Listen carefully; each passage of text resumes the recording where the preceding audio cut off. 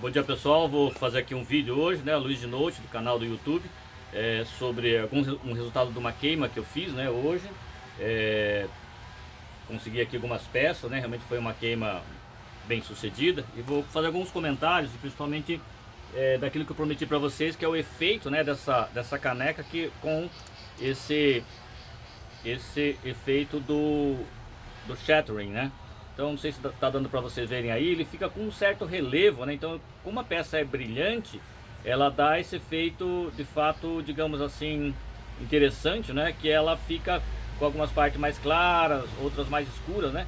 E obviamente isso tem a ver também, obviamente, com a questão do esmalte, tá? Então nesse caso aqui um esmalte, como eu sempre falo, o Temoco, né? O Temoco é baseado principalmente no Kaolin, né?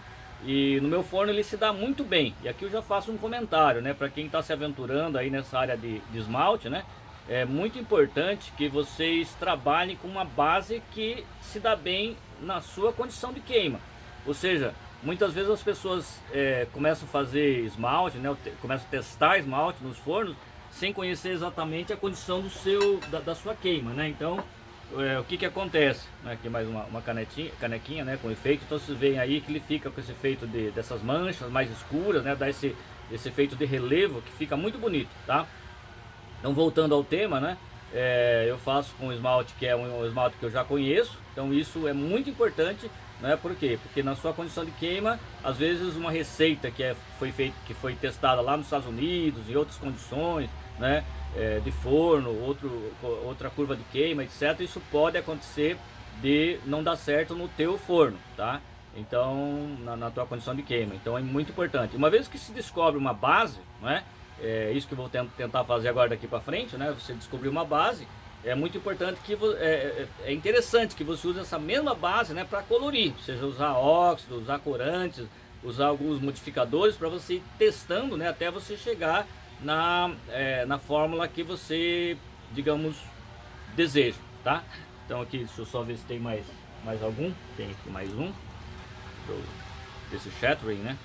Mas só para mostrar para vocês. E agora, deixa eu pegar aqui mais uma peça, né? Isso aqui, gente, é um efeito que eu faço, é uma sobreposição de esmaltes, né? Então o que eu faço? Eu tenho um esmalte azul, um verde, né? Eu não sei se dá para vocês verem aí, também um marrom, tá? E eu faço 3 banhos, por isso que fica esse triângulo no meio, né? Então obviamente tem que ter uma certa harmonia, e essa peça aqui, digamos assim, uma das peças que eu tenho confeccionado, né, com uma certa regularidade, e tem vendido bem, né? Então é importante, né, que o design também do esmalte ele fique interessante, né? Então esse triângulo do meio aqui, ele, digamos, remete, né, a muita coisa na simbologia aí do triângulo, simbologias da Trindade, usado também algumas, enfim, é usado muito na simbologia, né, questão do triângulo, né, mas eu aqui uso principalmente pelo efeito decorativo, né, que ele tem. Então o triângulo é a espiral que dá para ver lá no fundo, e essas manchas brancas são a cinza de arroz que eu acabo jogando por cima, né, para uniformizar, né, para que fique um contraste bom, esse triângulo branco no meio, tá?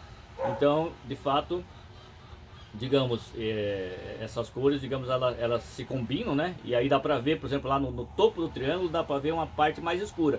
Ali é onde é uma sobreposição. Então, há que se tomar muito cuidado também para não se exceder o tempo de banho, né? Para que não se amplie muito a camada desse esmalte. Então é importante também, eu jogo o esmalte ele tem esse efeito de dar esse equilíbrio, para não escorrer, para não ter problemas no caso de, digamos, ter alguma dificuldade, né? Isso aqui é esse esmalte azul, ele sempre dá essa questão, digamos assim, de efeito de pouca camada, ou seja, aqui ele está bem fino. Eu que estou olhando aqui de perto estou vendo, ele está bem fino.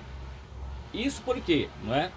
Eu tenho uma teoria que quando você molha a peça, digamos, em um determinado esmalte, né? Obviamente a camada daquilo que não penetra na massa aqui da peça, né? Ela acaba, digamos assim, a água, né? Ela acaba penetrando no corpo da cerâmica.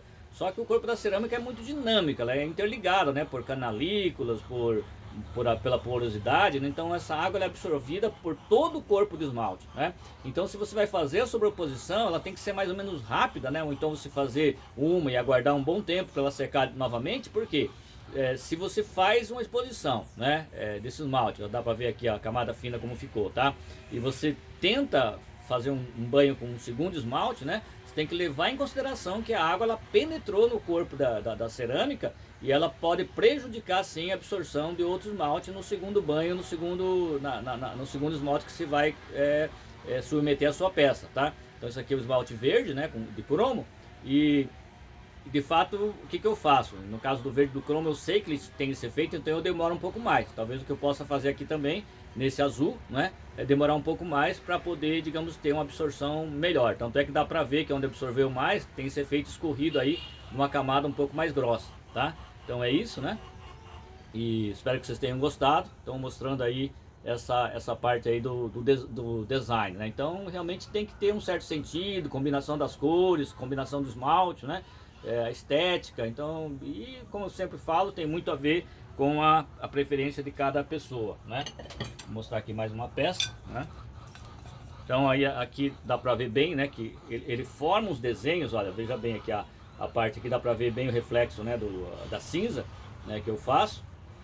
Então fica o triângulo, fica aí a espiral, né, e fica essa combinação de cores, né, que realmente às vezes, digamos, dá mais uma vez aqui o azul, ficou muito semelhante a outra peça, né, o marrom e o verde, né. Então é isso aí, tá? Então aqui mais uma vez, tá? Então são peças que eu tenho padronizado com esse triângulo branco no meio, tá? Então fica quase como uma pintura, né? Fica muito bonito.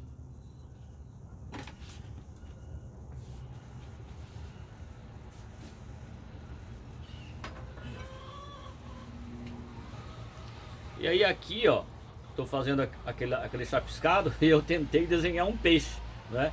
Não sei se ficou bom, né? Ele ficou muito estilizado, né? Mas obviamente, tipo assim, esses desenhos não tem uma ideia de ser uma arte figurativa concreta, né? Então tentei desenhar com esse chapisco, né? Esse espirrado aí do esmalte de cinza sobre o temoco preto, né? E esse preto é porque o ferro está muito carregado nesse esmalte. Talvez até eu diminua um pouco para ele ficar mais claro, né? E aí controlar no tempo de banho, mas a impressão que eu tenho é que o ferro está muito carregado, então em redução ele fica preto mesmo, né? Então eu fiz esse desenho desses peixinhos, né? E alguns outros desenhos aqui, ó, dá pra ver, né? Que é exatamente para dar esse efeito desse desenho. Aqui ficou tipo uma revoada de girinos, né? Revoada é boa porque girino não voa, né? Mas enfim, é como que chama aí? Um cardume, sei lá. Também não é cardume porque não é peixe, né? É o girininho de sapo, né? Nadando aqui e ficou até bonito, tá? Na minha opinião, sim, tá? Algumas pessoas não gostam, né? Mas eu gosto porque diferencia as peças, tá? Deixa eu ver aqui se tem mais alguma. Essa aqui ficou com um formato mais de teia de aranha, né? Então estou tentando desenhar um pouco, né? Fazer alguns desenhos, por fora também ficou bem bonito, né? Esse aqui é o efeito do temoco, né?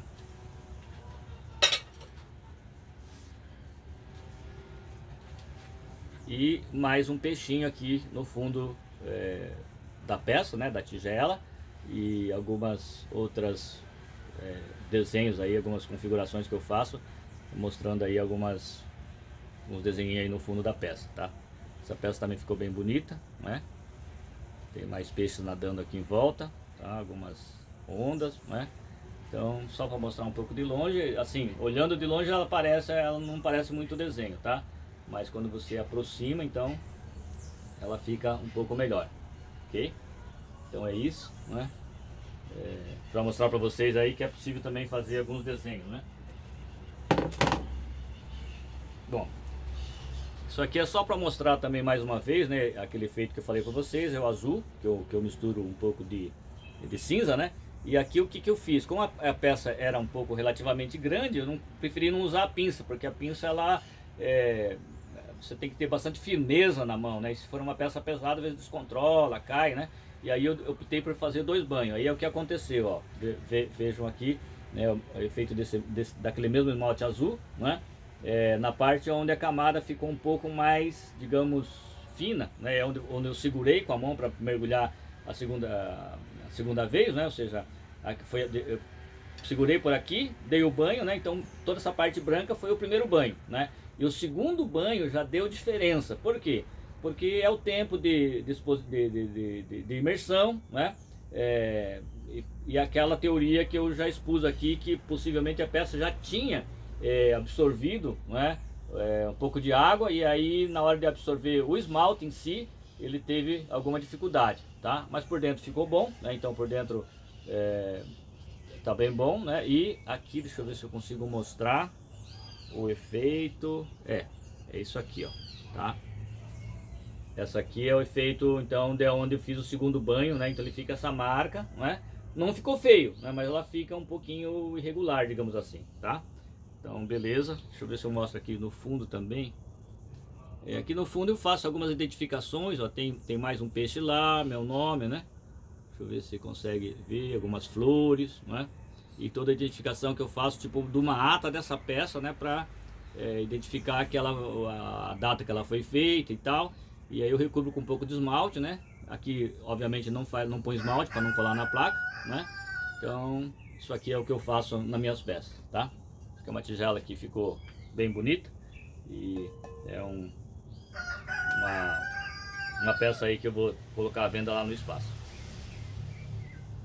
Deixa eu ver se tem mais alguma coisa. Aí eu tô aventurando aí, fazer algumas peças, digamos, diferentes, né? Aqui um bolinho, né? Então dá pra ver lá por dentro, tá? Aí eu fiz lá por dentro, fiz vazado, né? Pra fazer filtragem, né? Das folhas de chá, do que você colocar aqui dentro, né? Mas é um bolinho bem pequeno, né? Então com o bico, né? Então o bule você tem que fazer em várias peças. Já tem a tampa, né? Que ela tem que ficar muito bem encaixada, tá? Tem a alça, que ela tem que ficar bem ergonômica e combinar com o bico, né? E o bico, que nesse caso pra mim, ela ficou um pouco grande demais, tá? Esse bico aqui. Mas eu acredito que ela ficou uma peça relativamente harmoniosa, né? Também no Temoco marrom, tá? E, bom, deixa eu ver se eu tenho aqui mais algumas peças de outra cor, né?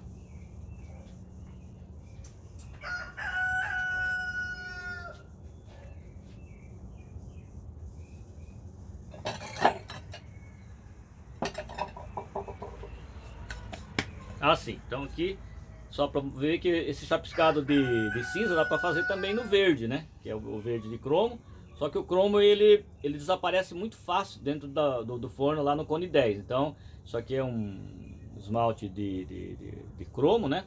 Verde, e com esse chapiscado então de cinza, né? Para dar esse efeito dessa coloração, tá? Então ficou uma peça, uma tigelinha, né?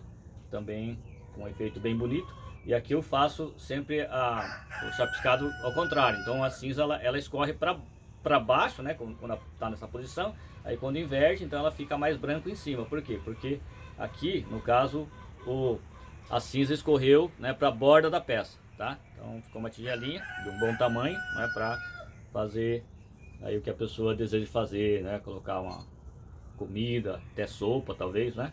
Talvez para sopa ficou um pouco grande, tá bom? Então o vídeo de hoje é isso, tá? E espero que vocês tenham gostado. Me enviem seus comentários, né?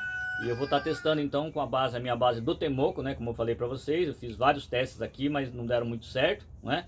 Por causa da minha condição de queima. Então eu queria compartilhar com vocês essa minha experiência, tá? Dos testes de esmalte que eu fiz, tá? E na próxima aí vou mostrar para vocês os testes que eu vou continuar fazendo aqui com meus esmaltes. Muito obrigado por ter assistido e até o próximo vídeo.